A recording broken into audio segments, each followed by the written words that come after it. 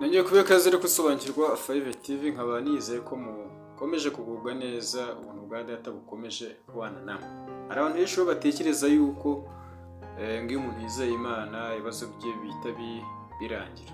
Bagatekereza yuko mbega ibintu byose bigiye gukemuka, bati ngiyewe ngiye kugenda nkizwe, nimara gukizwa maze kwiyishyira muri Yesu sinzongera kurwara, sinzongera gusonza, sinzongera kubura amafaranga, sinzongera kugira abanzi, ati ubuzima bwanjye buzahita buba bwiza. Ariko se koko niko biri bivuga? Ese kwizera Imana ni itike yo kubaho nta kibazo, cyangwa se kwizera Imana biduha imbaraga zo kuba twanyura mu mazi ahubwo? Kwizera Imana kuri wowe bigufasha iki? Ni ukuvuga ko ubuzima bugiye guhinduka, ubonye itike yo kubaho nta bibazo, cyangwa bwo kwizera Imana biraza kuguha imbaraga zo kunyura mu bibazo? Uyu munsi rero turasubiza ibibazo by'abantu benshi bagenda bibaza, aho tugiye kuganira kuri topic igira iti ese kwizera Imana bikuraho ibibazo?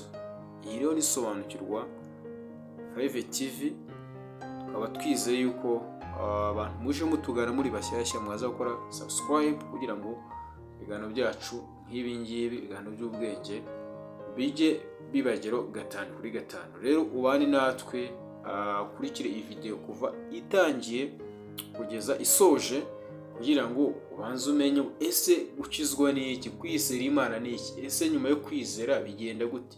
Ari umupagani uba umukristo uvuze ko umwizera, ese nta kibazo kizakubaho, nta byago uzahora nabyo, bigenda gute? Bibiliya ibivuga iki? Twihuse rero reka twikomereze.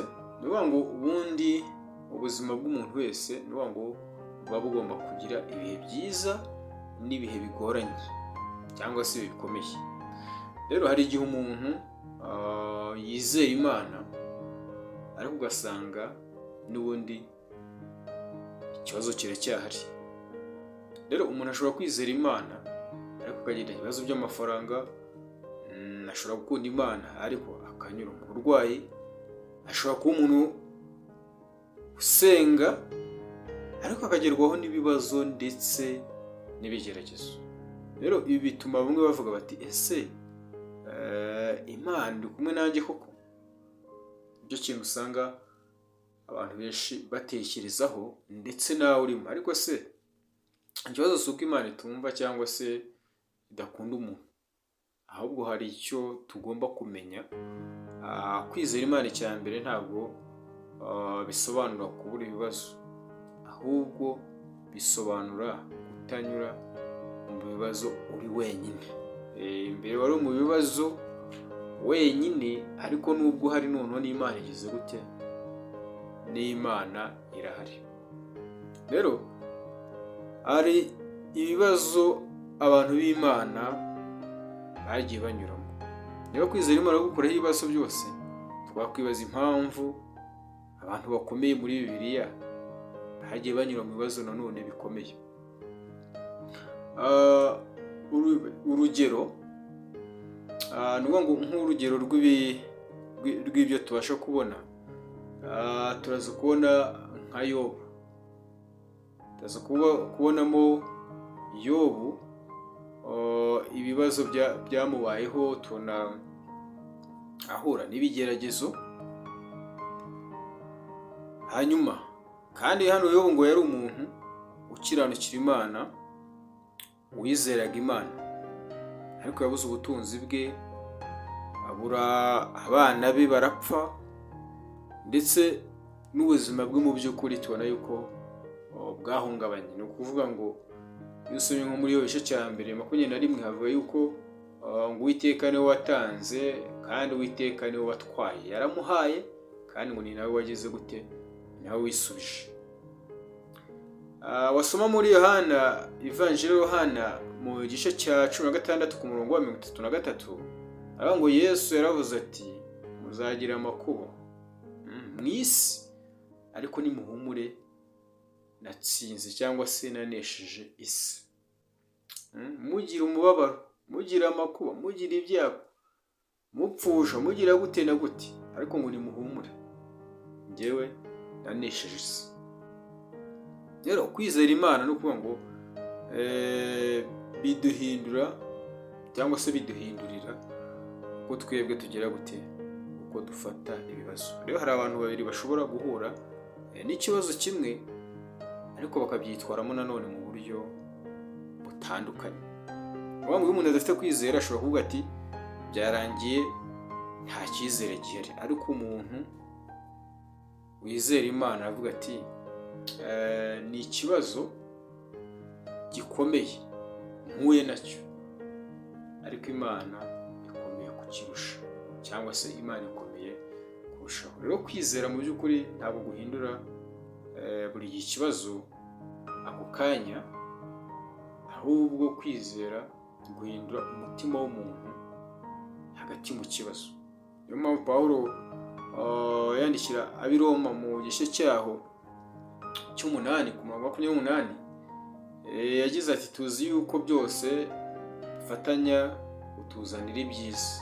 Ntabwo yavuze ko ibintu byose ari byiza, ahubwo yavuze ko Imana ishobora gukoresha n'ibikomeye ikabibyaza umugisha. Ngo byose nyine bifataniriza hamwe kutuzanira ibyiza. Ikindi ugomba kumenya, ukamenya kuko Imana itajya ivana ibibazo byose. Ubundi kubera iki Imana itajya ivanaho ibibazo byose? Rero abantu benshi barabaza bati Imana ishobora byose, kuki se itavanaho ibibazo byanjye? Iyo ni igihe umuntu aba ari mu makuba, ari mu kaga, atangira kwibaza niba Imana ishobora byose, ariko akibaza ati se niba ishobora byose ibibazo byanjye kuki nta kiri kubikoraho? Usanga rero hari impamvu burya ziba zitandukanye. Ngo hari ibibazo, burya ibibazo bimwe bishobora kutwigisha. Hari amasomo umuntu atamenya mu gihe ibintu byose bimeze neza cyangwa se byoroshye, ariko ugasanga bitewe n'impamvu runaka ibyo ngibyo bikaza bitwigisha. Rero ibigeragezo ni ukuvuga ngo bishobora gutuma twihangana, twizera, ndetse tukanakura mu buryo bw'umwuka. Muri Yakobo nk'igice cya mbere ku murongo wa 3 aravuga ngo kugeragezwa kwanyu ko kwizera kwacu kubyara kwihangana. None urashaka gukura utawe n'ibibazo ngo bibanze bikugerageze, ubanze ubikuriremo. Kandi ibyo biri kuba kurinde, ibyo ngibyo biraza kuba noneho nyirizina no ku mwana w'Imana. Rero Imana ishobora gukoresha ibibazo kugira ngo iduhindure. Rero hari igihe dusaba Imana guhindura ibintu biri hanze yacu, ariko Imana ikabanza guhindura twebwe imbere. Rero twebwe tuba dushaka hindura ibigaragara inyuma. Barimba bati hindura ibyanze guhinduka, ngo ni bimwe bigaragara by'ubukire n'ibindi byose muzi, ariko burya Imana yo ibanza guhindura umutima. Rero ikibazo gishobora kutwigisha kwiringira Imana, ndetse yewe tukwiringira n'Imana kurushaho, aho kugira ngo twebwe ubwacu twiringire. Rero isi dutuyemo niba ngo uri mu bibazo. Kuba umukristo cyangwa se uwizera Imana, ibyo ntabwo bivuze yuko ubutandukanye n'abandi mu mibereho yose.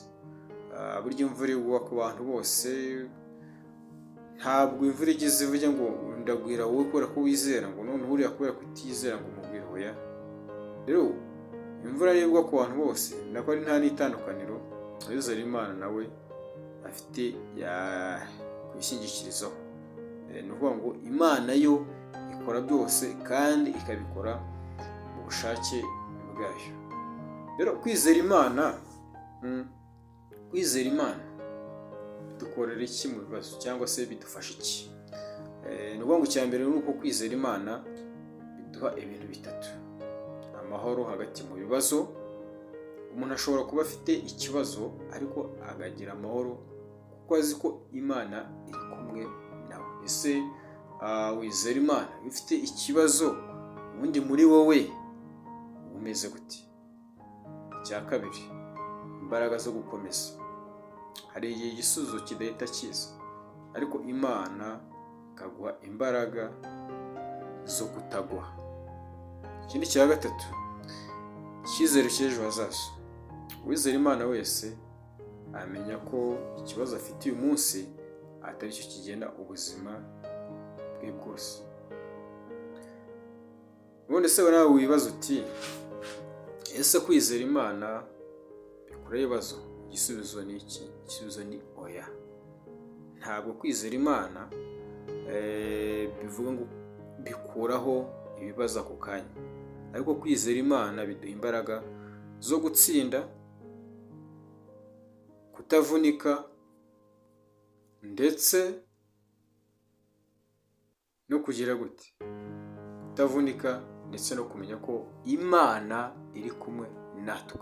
Niba rero watekereza ko ufite ibibazo bivuze ko Imana yagutereranye, ugomba kumenya ko n'abantu benshi Imana yagiye ikoresha banyuze mu nzira zikomeye. Abantu benshi Imana yagiye ikoresha, tubona ko ubwo twabonye urugero rwa Yobu, ariko tubona yaragiye ahura n'ibibazo. Rero ikibazo ntabwo ari ukumenya niba tuzagira ibibazo, ahubwo ni ukumenya uwo tuzishyikiriza igihe ibibazo byacu bizabigeze gute, bizabishe. Rero komeza kwizera Imana, kuko ikibazo cyawe gishobora kuba kinini, ariko Imana iracyahari, kandi Imana yo ni ngari cyangwa se ni nini kurenza icyo kibazo.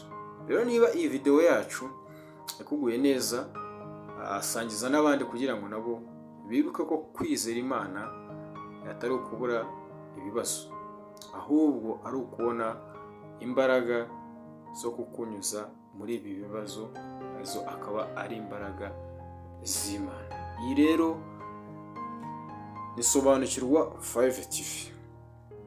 Mukore subscribe, mukore share, mukore like ndetse na comment, hanyuma mukomeze mugubwe neza. Reka mbararikire kuzakurikirana video yacu igiye gukurikiraho.